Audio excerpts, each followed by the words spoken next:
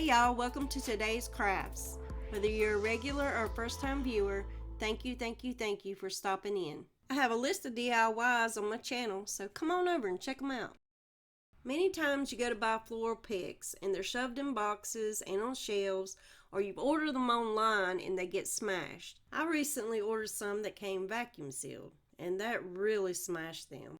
You can see how the leaves are bent and you can't straighten them out by hand. It just won't work. Now these picks did come from the Dollar Tree, but it doesn't matter. They all seem to have one that has bended leaves here and there.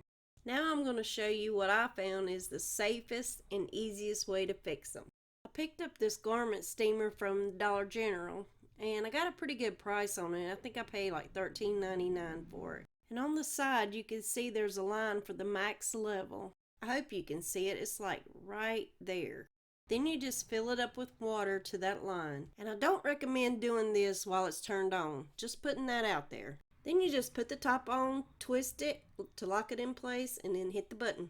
It heats up really fast and the steam gets really hot, so be careful. And all you do is just take your leaves or flowers or whatever and just rub it across where the steam is coming out. Just look at how quick and easy that is. See, this one right here is bent up pretty good. Watch how easy it takes that bend out. Game changer. Now for the flower bundles, I just take and just rub the whole flowers over it. Y'all, I had this light bulb moment. What if this worked on raffia? I don't throw away anything that I know I'm going to use in the future. And let's face it, storing raffia, you end up with a hot mess. I've seen the method of soaking raffia in water to straighten it out to make it more manageable, but to me that takes too much time. So I thought steam is water, so I gave it a try. I gathered some strands and ran them across the steamer, and oh my goodness, watch this. I don't think there's anything else I could do to get this straighter. It's going to be so much easier to make a big bow out of raffia if I want to now.